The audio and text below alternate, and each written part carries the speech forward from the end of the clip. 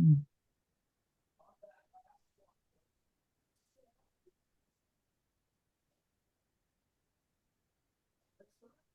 make mistakes in so many ways, and we're going to tell you about some of those ways tonight. All right, here we go. So what's this about merging science and art with science? Well, it started with this idea to tell the community after 21 years collecting citizen science records, to tell everyone what we were learning. And so we started to blow the trumpet, and we needed the help of artists in the community. And we reached out to a whole crew of artists to help us tell the story. And this was launched. We got 100 of these sculptures in blank white primer. And they're about 3 foot tall.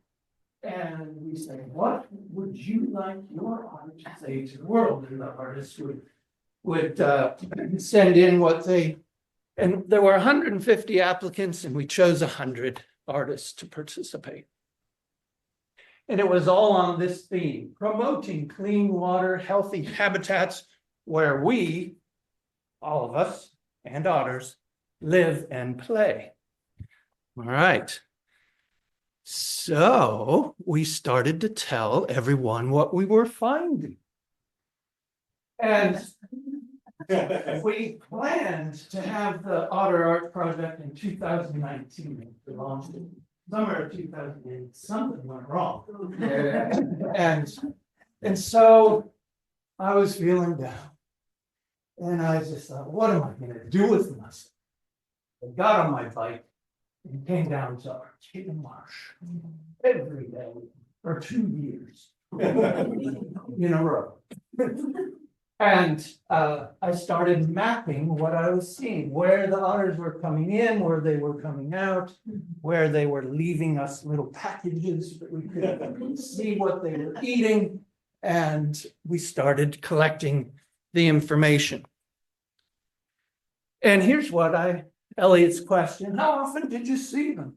Well, they were here 100% of the days, basically.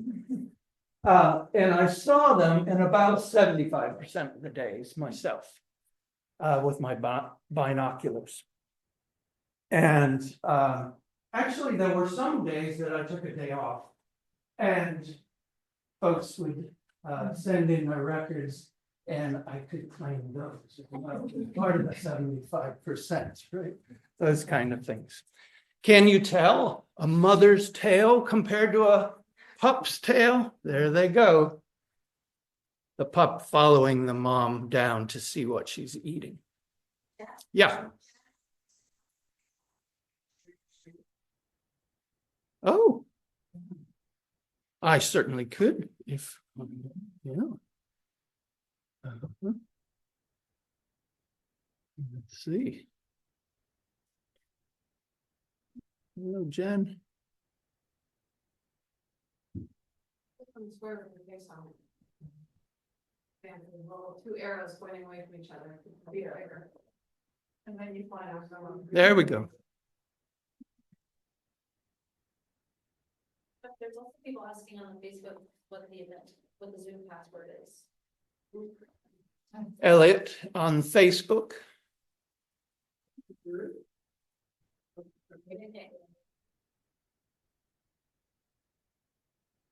I don't know. We have a technical break. I don't have Facebook. But maybe you do on your phone, Whitney, and you could grab it off of the PDF that I sent to you. There you go. You can share the password if I saw.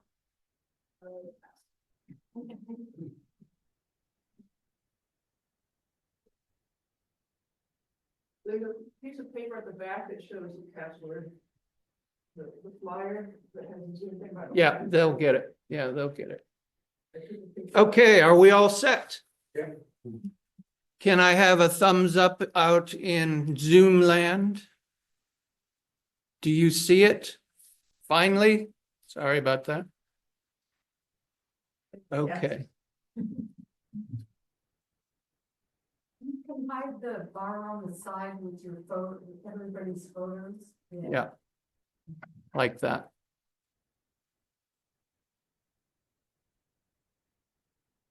Okay, here we go. And so here's some every time I saw an otter and saw where they were fishing and across top or out here and over in Hauser, or look at Gerhardt, right? Yeah, or and then followed them. And since I was on my bicycle, I could keep up with see what the tracks were. And which is wait for them to cross. And I got to know all the crossing spots where they come into Allen, where they go out the backside, where they come over to here, and here. So I could wait for them and sometimes capture a photo. And while they were fishing in these two ponds, the tidal lagoons open to the tides, I recorded what they came up and were eating. And sometimes they were large fish and eating 2 paws to handle. Have you ever seen that? They have to hang on while they're eating. Or if it was a smaller one, they could just down it.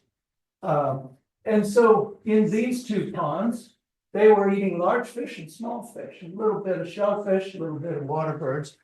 And then look what happened over here in Hauser, Gerhardt, and Allen.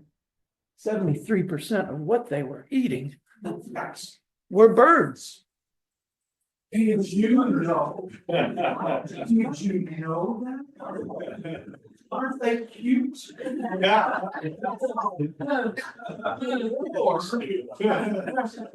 Are they wolves? Apex species. Apex predators. All right, so this led to a whole bunch of questions. Oh my gosh. How many? What kind? What's happening? Are we doomed? That kind of thing. All the bird watchers. Don't panic. Don't panic. Because things started to come together. Okay, so one of the things I started to learn was where they crossed. And I blew the trumpet, and no, here's the first one coming in on I Street. There's a little pond over here. Did you know hidden over here? Here's the parking lot, and they go across right here. So that first new speed bump is back here for a reason. And then there's a speed bump here. Doesn't work very well, does it? And then they cross along here.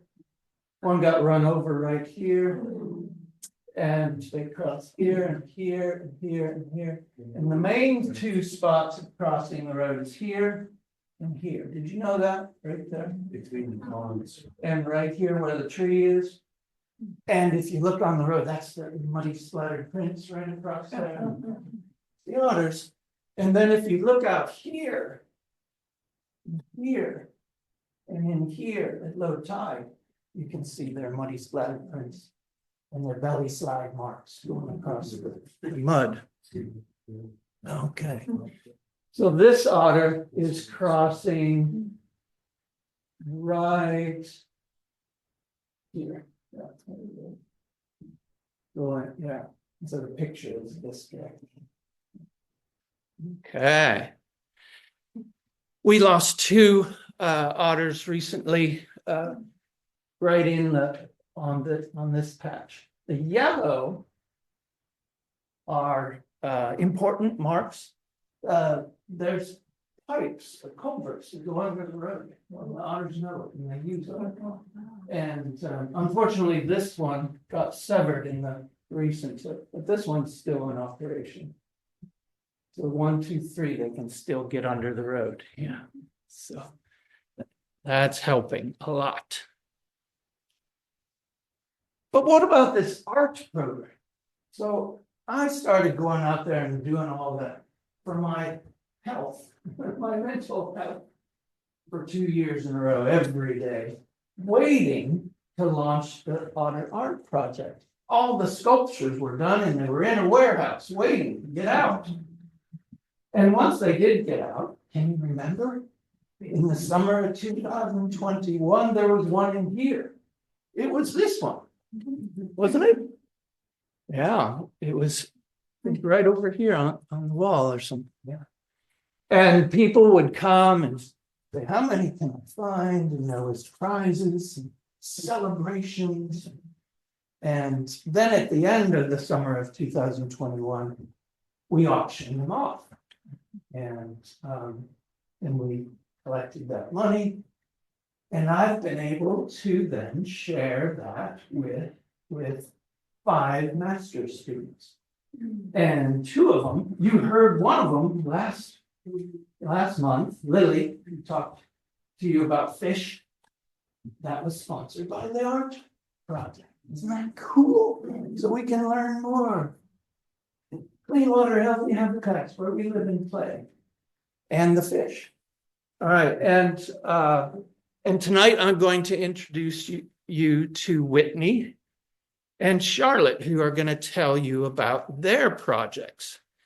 All in all, this is the group of students that's working, supported by the Otter Art Project, community supported, community art, community science. Okay, so I think that's your cue, Whitney.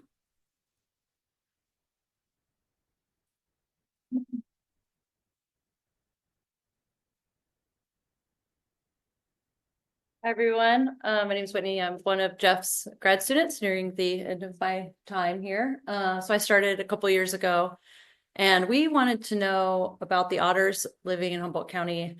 If you've seen otters around here, sometimes you'll see them alone, sometimes you'll see them in groups, and we wanted to know, who are these groups? Why are they hanging out with each other? Are they related? A lot of wildlife, especially mammals, if they're living in groups, it's based on kinship. We wanted to know if that was true about the otters.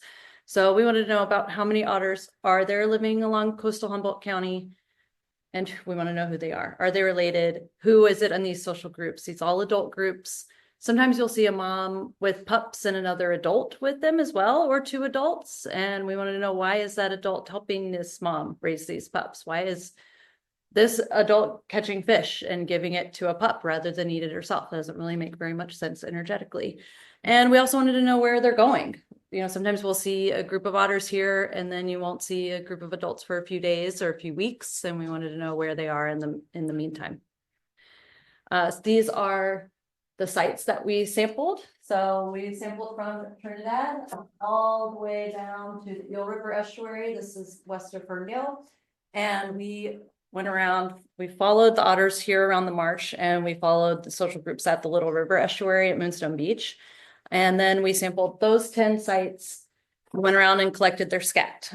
So we picked up scat and sent them off to the University of Wyoming in Laramie, where there's a genetic lab, and they pulled DNA out of the scat. And I went out there for a week and learned how to do all this too. So this is me at Freshwater Creek, just collecting their scat. We would pour ethanol into it in the field and put it in my cooler, and then we'd ship it off. And from that, we got to figure out who we were observing around here. So we used PCR, just like your COVID samples, same kind of thing. They use that to extract the DNA, and that allowed us to get individual fingerprints of each otter. And we identified, genotyped 83 individual otters between Trinidad and the Eel River estuary. And 9 of those individuals, we actually genotyped at more than one location. So we got to see how they were moving and where they were going. We followed a group here at the Marsh. When we started in June, there was one mom with 1 pup, and there was another mom with 2 pups.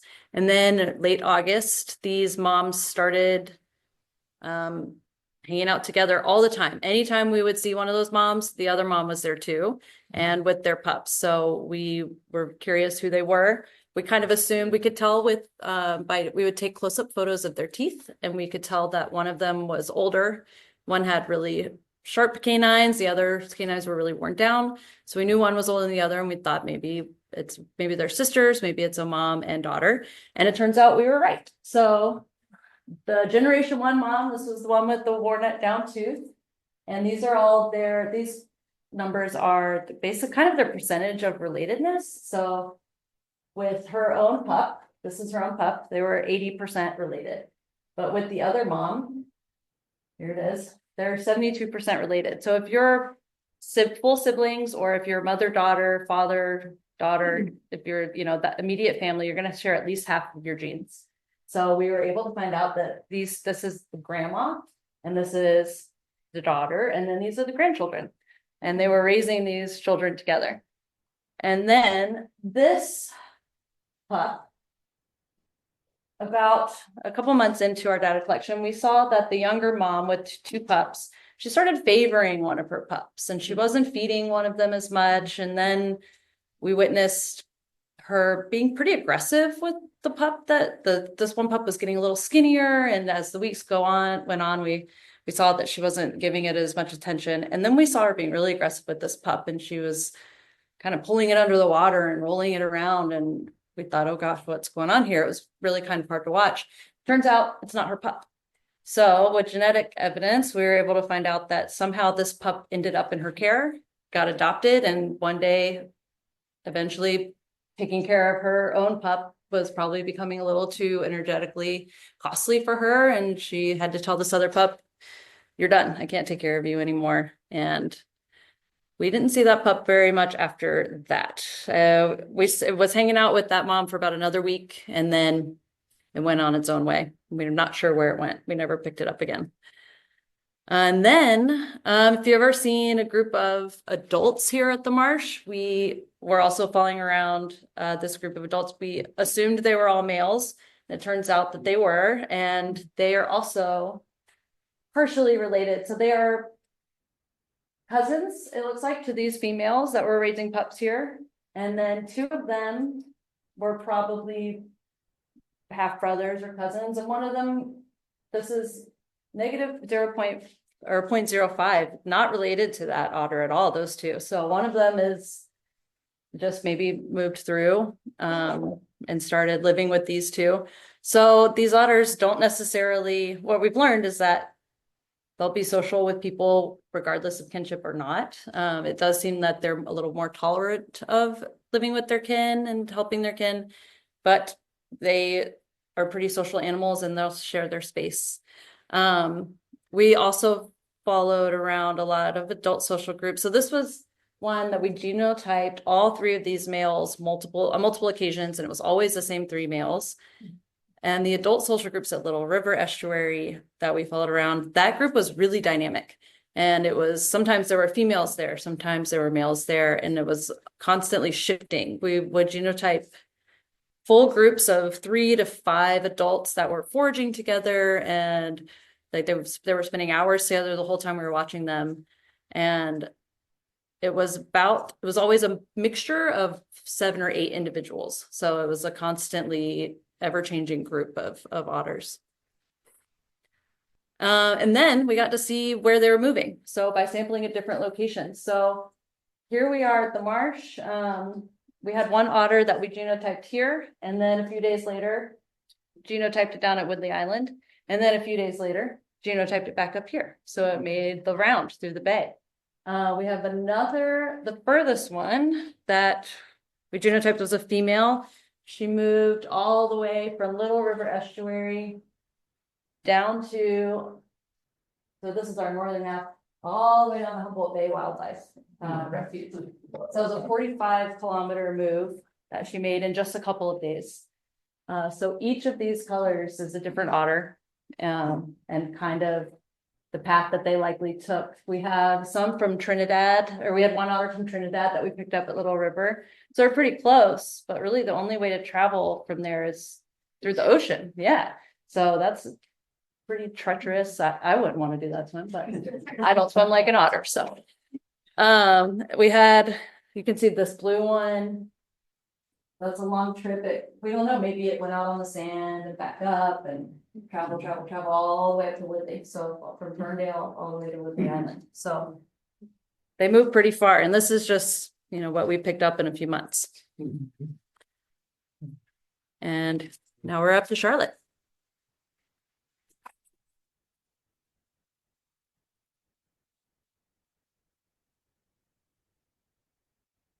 Hello. My name is Charlotte Norman, and my thesis work is an observational study of river otter play behavior, which I feel pretty lucky for. But this was my study site. Some of you might recognize it. This is the Little River estuary. So here's Moonstone Beach, just down here on the left. And this is 101 crossing over the Little River. So these orange dots, that's tend to be where I'd sit high up in the dunes to watch the river otters. And we chose this site. It was a really special site for an observational study because most times when otters are getting out of the water, they'll get right out into vegetation. You see that at the Marsh a lot. It's so hard to see the otters when they get out of the water. But here at the Little River, they're hauling out onto sand dunes. So it gives a really good opportunity to see the otters and their behavior out on land. And then I also highlighted their latrine sites, which is these yellow sites. So that also made catching them on video and an observation of them, feasible, because otters, they use communal latrines, which is where they'll defecate and they'll leave scent marks. So any otter that's traveling through the river will probably stop and use these same latrine sites. And they don't just get out willy-nilly, they get out at these latrines. So I had a pretty good idea sitting up here in the dunes where they were going to get out next. So as they were moving up and down the river, I kind of run between my sites through the sand. But yeah.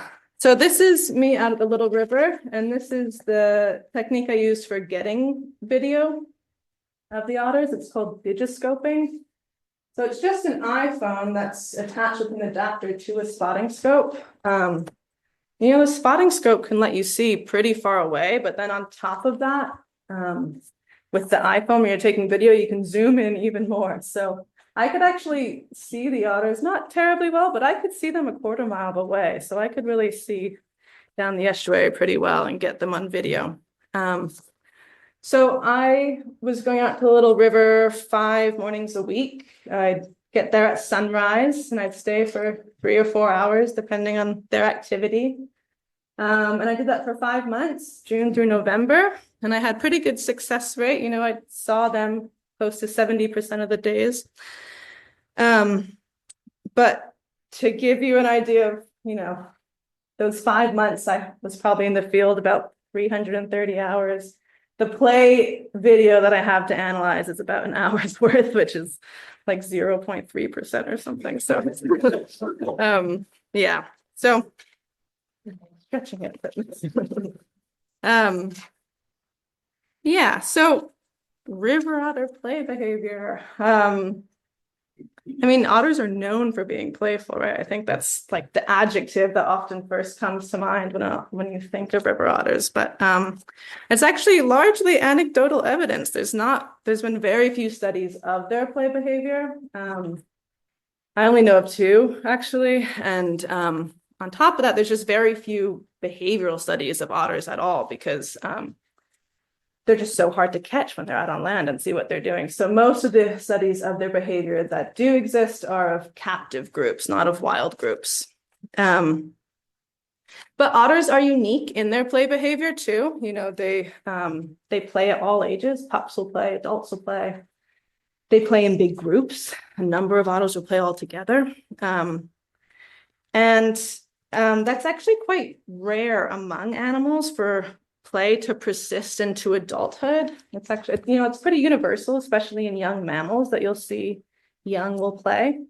But it has a very different function then, that's preparing them for adulthood. It's giving them the physical, the social skills that they're going to need in adulthood. But as adults, it's, it doesn't have such a direct function. It's, there's no immediate survival benefit, and it's energetically costly, and it's quite easy for a play bout to turn into aggression or into fighting. So it's quite rare that you'll see adult mammals that do still play. Yeah, so when play is so much a part of like an animal's social fabric, when it's so much a part of like their social group activity and social life, you can use it to infer quite a bit about the social structure of that animal, especially if you're, asking who's playing with who's initiating the play, is the play fair, or is it dominated by certain individuals? And so I'm connecting their play behavior to their social structure by using this theory about the spectrum of social styles, which is a spectrum that ranges from egalitarian to despotic. And yeah, relevant. Yeah. So the egalitarian societies, like they're much more cooperative. There's affiliative behaviors are much more common, as compared to despotic societies where there's strict hierarchies and much more aggression. So how that plays out, then in their play is in egalitarian societies, what's been found in other species is that you'll see much more interaction between individuals that crosses boundaries or classes, like males and females will play together, young and old will play together, kin and non-kin will play together. So non-related adults will play with, they could play with someone else's pup or something like that. And that's quite rare in despotic societies. And you'll also see that the play stays much more equal and fair. So there'll be role reversal. And yeah, so much fairer play. And their play sessions can last much longer. And it can include many individuals, whereas despotic societies, it becomes riskier for many individuals to play all at once. And dominant individuals will dominate the play session and subordinates will stay subordinate. So my guess is that river otters are closer to the egalitarian side of the spectrum. They're known to hunt cooperatively and they live very social lives. They'll live and they'll travel in social groups.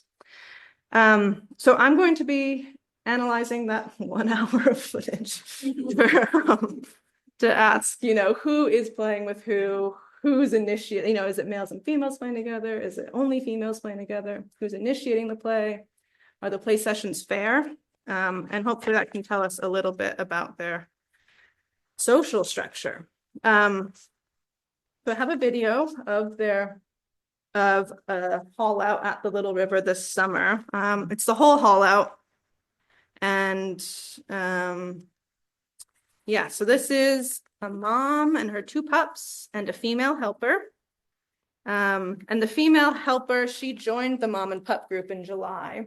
And then she stayed with them the rest of my field season. So she was there till November. Yes, sprinting even has its own word. Otter poop has its own word. So there's sprinting. Yeah. Lots of rolling in the sand. Yeah. Yeah, but unlike Whitney's study, she knew individuals through her genetic analysis. I don't have marked individuals. I'm not doing a DNA study, so I don't know. I can't reliably say this individual I saw today was the same one I saw yesterday. But the ones that I can tell is the mom and pups. Because the breeding female has pretty strict territory, and you saw them coming to and from the den quite often. But the other individuals in the study, it's harder for me to say. So a lot of what I'm doing is zooming in on them, peeing and pooping, and that's how I'm telling if they're male or female. So you can tell from where the urine comes out, similar to a dog. I'm zooming in on their streams, yeah. Yeah. Yes. And so then you might notice these little colorful dots that showed up, and that's what I'm doing right now in my analysis, is it's trying to keep track of, okay, this individual is a female pup. Yeah.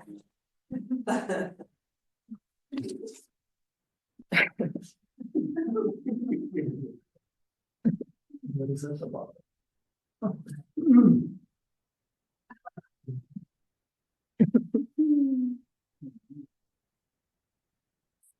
Yeah.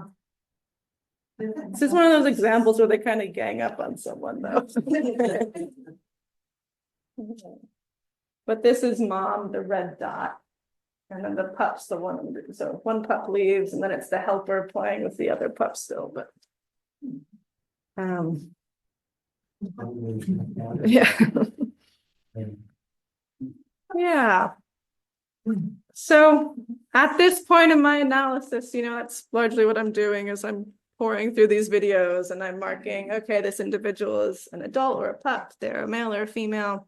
And I'm marking, who they're playing with, who's initiating the play, and then going sort of frame by frame through a play session and saying, is it equal? Is it symmetrical? Or does someone dominate the session? That sort of thing. So yeah, I don't have any results to share with you at the moment, but I'm hoping to graduate next spring and should have some by then. So yeah. Yeah, I think that's the end of our slideshow too. Oh, there we go.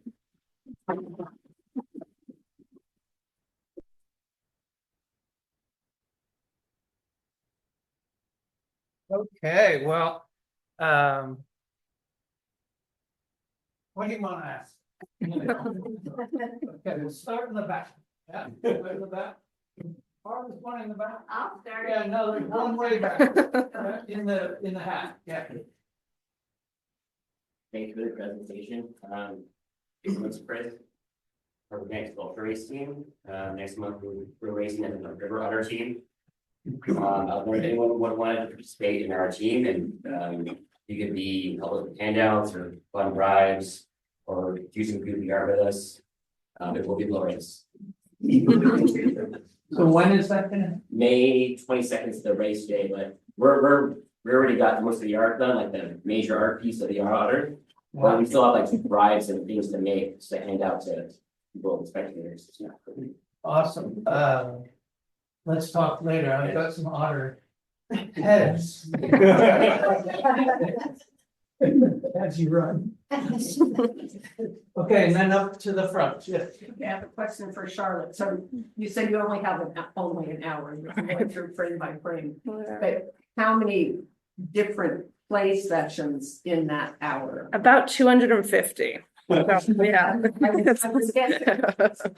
Yeah. And she's looking at each individual and each frame. Yes. Yes. Yeah. Yeah, it gets tricky when four tumble together, but yeah. Do they agree yearly? You mean every year do they breed? Yes. Not necessarily, but I mean, we have pups every year in Humboldt, but Yeah, I don't know if the I'm same just female saying, necessarily. the females, they don't breed, They I- can, yeah. I think they can, and the old mom, the grandma, I think has bred 5 years in a row here. I don't have evidence of that. I just think it's the same one. Tyler, who didn't join us, maybe Tyler is out there right now, and he has a long camera lens, and when they chew, their top palate have birthmarks on it. And Inky has black birthmarks in particular, and he's taken photos for 3 years ago of Pinky, and Pinky is the daughter. He's got about 5 or 6 otters identified by teeth and birthmarks. Yeah. So, yeah. So when otters are on the river out there, where do they end up at night? Do they dig tunnels in the side of the river or something like that, or what? No, they don't need to go in a den, except for to birth, right? And so if a den is around, they might make use of it, but once they leave the den, they're sleeping rough. And at the Arcata Marsh, in the cattails and in the hardstone bulrush, in those mats, like on Hazard, or on the islands, they're sleeping there. Okay, so and like when they're up in that little river, they're just on the side of the river sleeping on the bank there. Yep. And nothing bothers them. They go Yeah, back into they- the vegetation and they'll, you know, Pardon? they'll go back into the vegetation. Yeah, that's what I thought. Yeah, They would hide it. yeah. Does anything bother them over there? I have seen a coyote come around sniffing around their latrines. Yeah, yeah. Yeah, and it scared the otter off. The interaction I saw, the otter got straight in the water and, you know, swam away, but yeah. And it's interesting, the otters at the little river are really vigilant. They're always looking around, and it's the coyotes. And people, there's so many people to beware. And their dogs. And the dogs. Back. You mentioned that the otters eat birds. Do Yes. they eat what's most common, or do they have a preference for something? That's exactly, I think that's such a good question. We should get a master's student. Where's Gina? Yes, Gina is writing that question up. She'll be presenting on that. And I could tell you that we counted birds at the marsh every week for a year.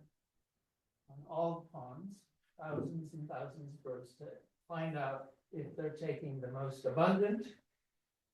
The slowest. Or the slowest, or one that dives, or the one that dabbles, or the, you know. So Gina will have that answer. I'm not gonna give it up. Go back and look her up. In about a month or two, she's giving it tough. Yeah. Yeah. I heard in the eighties and nineties of a study that was happening in Trinidad when they had the floating dock below the pier. And at that point, I heard it was like one of the longest mammalian studies. Is that still going on? It isn't. No, Scott Shannon, when I moved here, Scott introduced me to the river otters here and I learned from him. He was a master's student. I was an incoming professor. And I kind of picked up where he left off, but Scott's still around. He doesn't get out as much as he used to, but learned a heck of a lot from Scott's project. Yes. Well, I think I heard on not a talk not all that long ago that where the discussion of the birds they took did come up. I thought it would be coots, but I thought I heard like bunny ducks and buffleheads. I could be wrong about that. But the males are larger than the females, are they not? You know, they're dominant.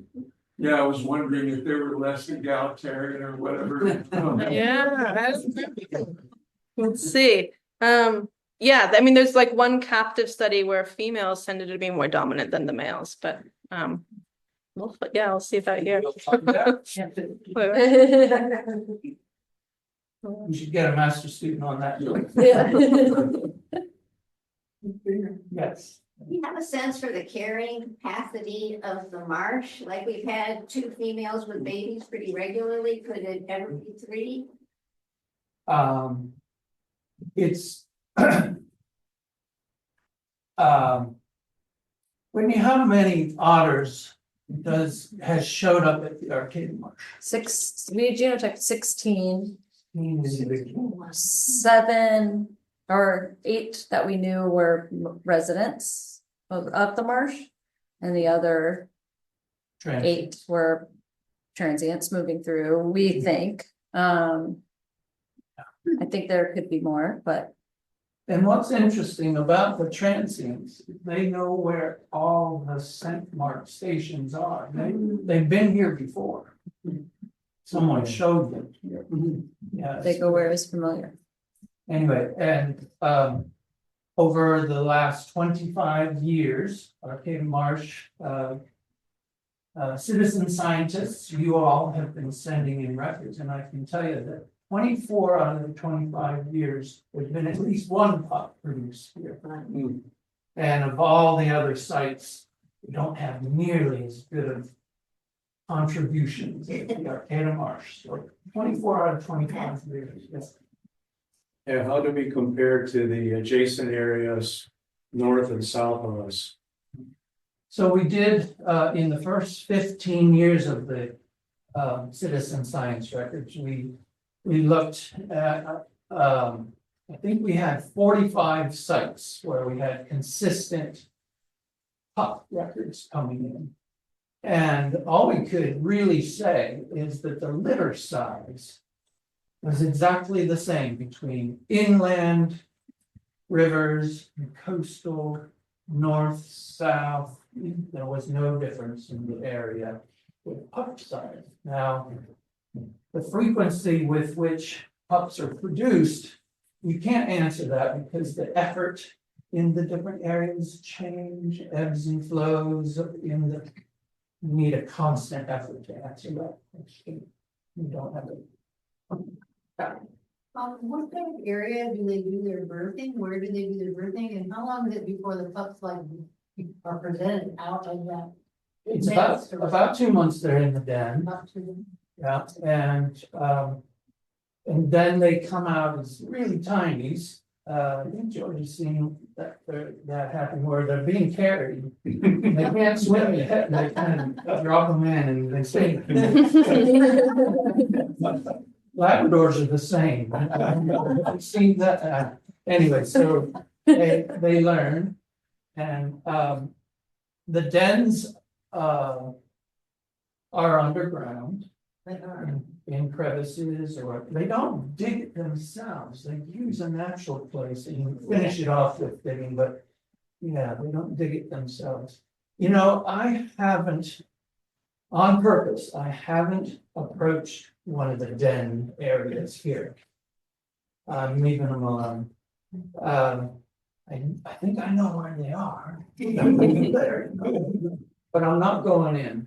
And haven't yet done that investigation, but others have, and you can read about it, and they have different channels and different thorough, they're multiple entryways and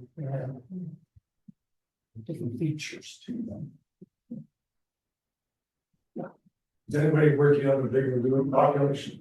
People are sending in records all the time. Yeah, Big Lagoon and Stone Lagoon in particular. Now, interesting about that site. Big Lagoon otters, I don't know. Are there any swimmers? Lagoon is a favorite spot for swimmers to get in their wetsuits and do long distance swimming. So we're getting records over the years of nips and bites and so luckily that hasn't happened at the Arcata Marsh.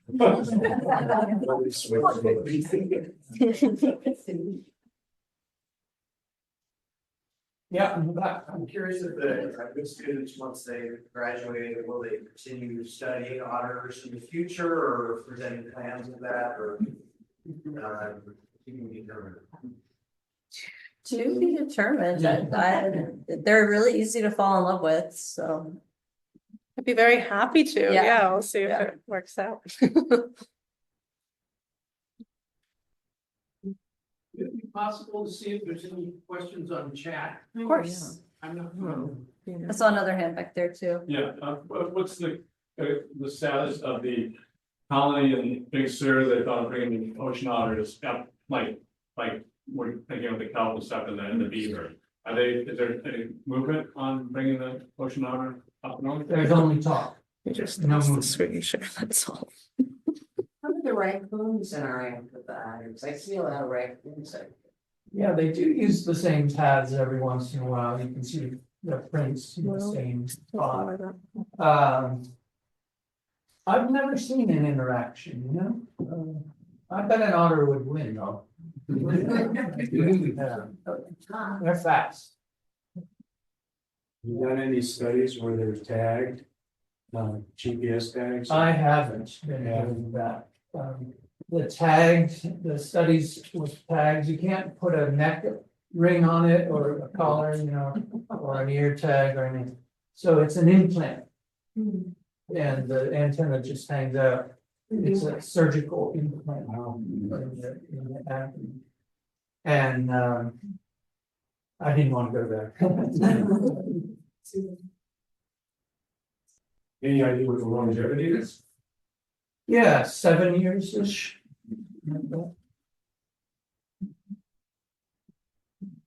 For the females that have helpers associated with them, do you have to send some, it helps have higher survival rates? What do you guys think? Well, I was gonna say I followed two pup groups that had helpers, and I didn't follow any that didn't have helpers, so I don't have a direct comparison. But I would assume, yes, if you have more help giving you food, you have, better chance of survival. I've got a question for Whitney and Charlotte. You've seen help. What kind of help are you talking about? I've seen otters that is not the mom grab a fish and hand it directly to a pup, and you'll see they do it incrementally. Like first they'll catch a fish, they'll kill the fish, and they'll put it on the bank for the pup, and then they'll catch a fish and they won't kill it, and they'll put it on the bank for the pup, and the pup will have to get it while it's flapping around, and then they'll catch a fish and they won't kill it, and they kind of like hand it to the otter in the water, so that like it gets harder and harder, and sometimes the mom will be doing this and sometimes the helper will be doing this, but they're not only giving them fish, but they're kind of helping them learn the skills to catch the fish, hold the fish, keep it in their grasp. But there's other ways that they help. As Jeff was saying, the vigilance at Little River, just looking out for the group, more eyes that are looking out and scanning the horizon, the safer you're going to be in your group. As it gets colder and winter comes sooner, you'll see them napping in big piles. So that's another way that they stay safe, is thermoregulation. Yeah, they play with them. Social skills are important survival skills. Yeah. Are the helpers mostly females or males? All the helpers that we genotyped were females. Were the males too? The group here was a bachelor group. They stuck together, and the males stuck together. But at Little River, the males, there were single females without non-breeding females, also with the males out for themselves. Impressive mileage. Any guesses, theories, and motivation for moving such distances? Food, mating opportunities, food resources. We've got sex, we've got food. Yeah. things that make the world go round. But not all Not every otter that moved, we genotyped. Not every, we collected almost 1,000 scat samples, and only about 280 of them were successfully genotyped, and that's only what we collected, only what we found. So there's a lot going on that we don't know about too. But I would say mainly movement for, established territory. If they're young, they will move around for mating opportunities and for food resources. What do you know about what it takes to be a successful male for mating? How picky are the females?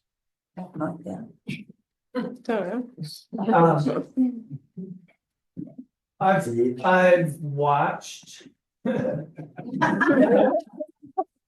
Here at the Arcata Marsh, you hear yelling and screaming, in the bushes and anyway, so, you know how dogs tie? And it lasts along, it's the same with otters, they tie, and so they roll, and they're in the water and they're running around. And from what I can tell, it's painful. A lot of screaming and shouting and fighting and things going on. And I have seen 5 males approach 1 female. And they disappeared, but then over the next week, saw the female copulating 3 times on 3 days in a row. I do not know if it was the same male, but there was a lot of fighting between the males. Anyway, so maybe access, I don't know, yeah, a mammal. Apex predator mammal, yeah. Carnivore. Yeah. So when you watch their playing behavior, there's a lot of play involved in other species too into adulthood. And so what would be some of the reasons why they continue doing it into adulthood? Yeah, there's a lot of hypotheses. I think it can really vary based on your study species or your study system, but ones that I quite liked for that, it promotes social cohesion or social bonding too. It's a way of, bonding with your group members and Intelligence? I don't know, perhaps. That's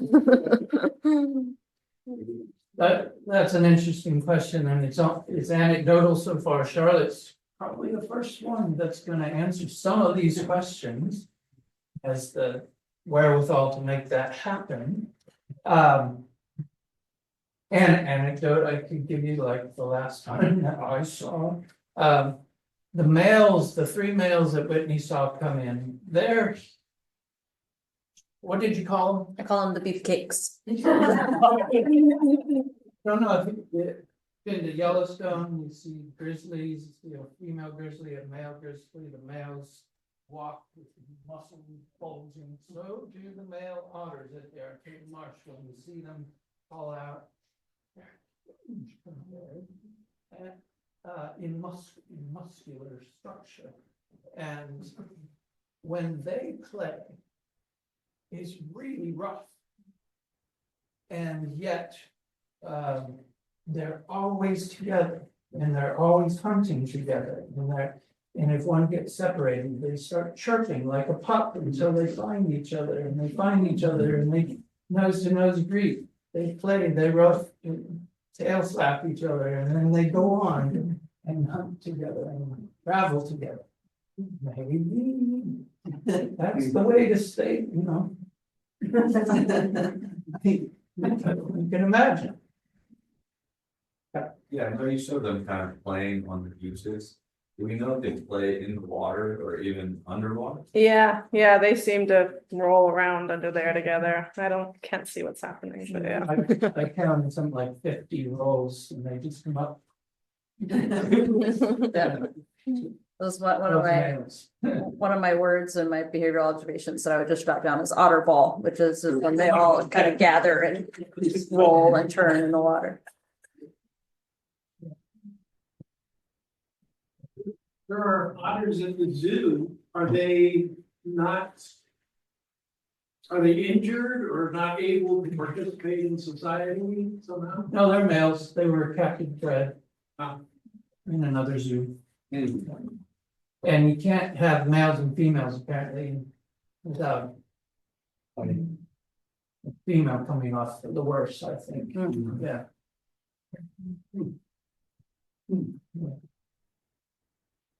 Captivity. Well, thank you, everyone. One more, yeah. I've asked this for a friend who lives up in Zealand and they have a pond and they recently saw an otter up there. And she hasn't for many years, and I'm wondering how unusual that is or usual, because they've come up she was wondering if they've come up and the rivers are really high right now. Yeah, right now, well, they follow the fish upstream. And they go way up into the little creeks and tributaries. They travel. When otters aren't on the coast. So coastal otters get to travel the coastline.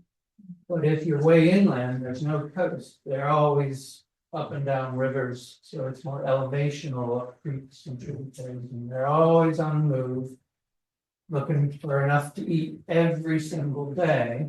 And one of the last messages I could share with you, if you look at the energetics of an otter, how many fish they catch or whatever, and what that gives them and how much effort it takes for them. They're living on a knife edge. It's not an easy life for an otter to, but maybe at the Arcata Marsh, they found a little sweet spot for 15 or 8 or whatever. But the females are dominating this site, and the males are just passing through. This is sort of a nursery for them, for two females, right? All the others are constantly on the move, looking for enough to eat in a day. And every time we stop to follow them, or, you know, I try to hide. But they see, but, I don't want to get too close because I'm interrupting their day, and so they'll need to spend longer before they can go, right? So what they feed on is had less than they used to be able to feed on? Less available? Well, all across the lower 48, when fish stocks declined before the Clean Water Act was in place, populations crashed and all across the eastern states. I think here in the Pacific Northwest, from here upward, we've always had otters. But San Francisco Bay lost their otters. But they're now coming back to them. And so without enough food, otters die. Yes, we have enough food, but what I'm saying is they need to travel to find it. Yeah. And when there's a sweet spot, maybe it's not so much traveling on the coasts, for example. Yeah. If we have photos, like I have a little short video. But I haven't lived here this long, so I don't know where to send my, if you want the little short video, where would I send it? Yeah. Yeah, this email address right there. There's an online thing here for uploading stuff. You can navigate to this website and read all about it, or, you know. And yeah. There was back to the question about otters in a pond, visiting people's ponds or whatever. Otters are being reported, say, getting in and eating the goldfish, or getting in the chicken pen, even, or the ducks, or whatever, you know. Do you, any Cal Poly Humboldt State University people here? The pond behind campus, and you know the pond up the hill. An otter came up John Creek after the dorms and came up the little creek up that concrete channel and got into the pond and was there for 3 days. And students, all kinds of students were there. And they caught all the goldfish that had been released in that by students from the dorms. It was like carnage. There was goldfish tails. Yes, that was one honor. Smart off. Yeah. Are there people trying to subsidize our otters eating food like they do for cats? All the people who have ponds. Not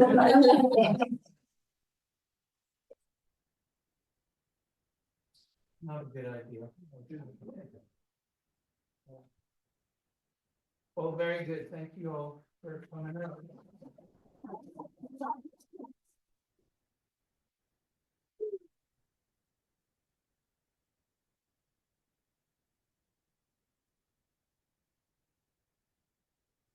That's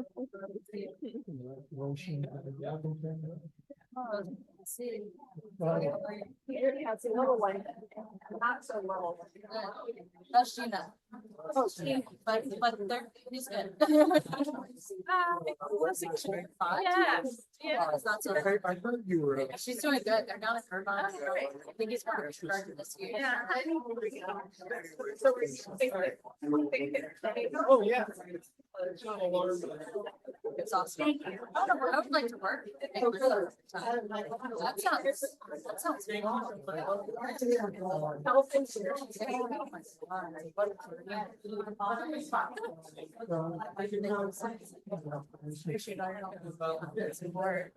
We'll let you know. Do you know what we're gonna assume? So we'll let then I'll let you know before I need to.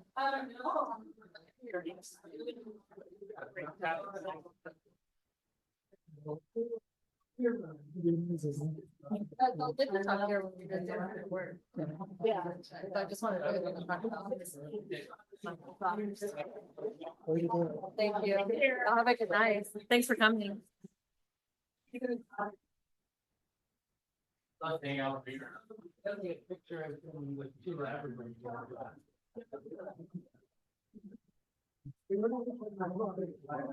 Sorry. Thank you. Thank you for coming. Yeah. Everybody's favorite. I think everybody's favorite. Oh. I like you.